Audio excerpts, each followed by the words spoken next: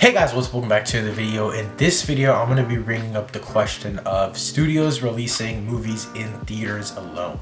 Now, this has been on my mind a lot recently, especially with the release of Godzilla vs. Kong and the fact that it made $285 million globally, it made $48.1 million in the US alone, and it had a $160 million budget. Now, those stats and those numbers to me just showed a lot of the potential of how movies could be performing in theaters in the near future. We have a lot of movies still scheduled to release in 2020, but when the news broke today that Black Adam will start filming later this week, it kind of brought this question to my mind of by 2022 will we be seeing theater only releases again, or will we still be getting those dual releases of releasing on Disney Plus for $30 with premiere access and in theaters, or free on HBO Max and in theaters? Will we still be seeing those trends going on in 2022 when a lot of these big blockbuster superhero movies start to come out more frequently? I've heard a lot of people talk about this on the internet, and I feel like I should give my opinion on it since I do love to talk about movies and watch movies a lot,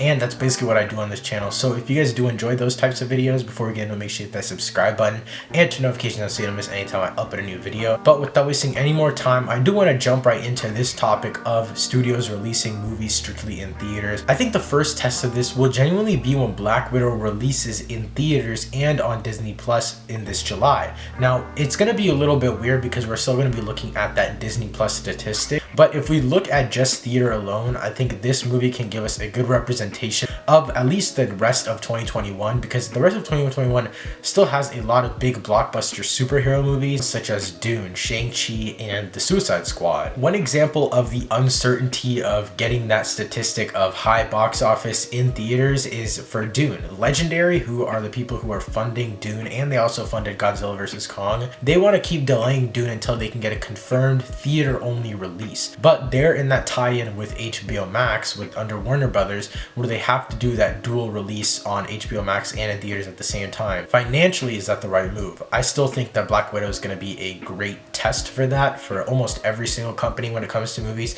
primarily superhero movies, so I feel like DC is going to look a lot into those statistics. But I think overall, all around the board, whether it's a superhero movie or not, I think Black Widow will be the first big test. It is, again, like I said before, the next blockbuster movie that's coming out after Godzilla vs. Kong.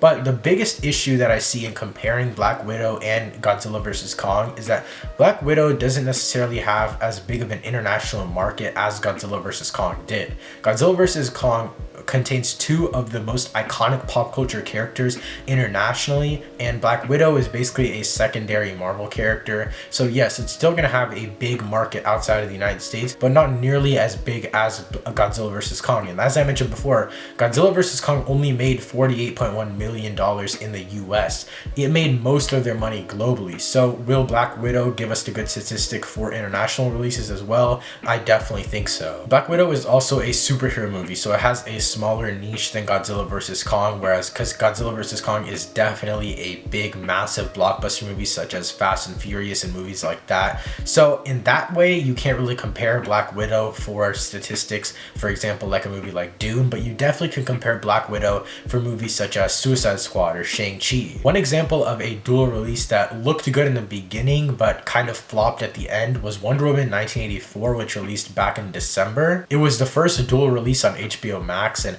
at first it was really good. Opening weekend, it did great, but after that one opening weekend when everyone watched it on HBO Max, the movie basically tanked. Now, Wonder Woman 84 is definitely a different deal than all these other movies because it released a lot earlier in the pandemic than these movies did, and again, Godzilla vs. Kong proved differently, and I definitely think Godzilla vs. Kong only did really good because of its massive international market, but there could be other reasons, and we'll be able to test that out with the new Black Widow movie coming out July 9. So I'm going to leave you guys with this question to end off the video. What do you guys think studios should do after Godzilla vs. Kong's success? Should they do dual releases or just do only theater releases? Let me know in the comments down below. While you're down there, if you enjoyed this video, make sure to hit that subscribe button and turn notifications on so you don't miss any time I upload a new video. Thank you so much for watching. I'll see you next time. Peace.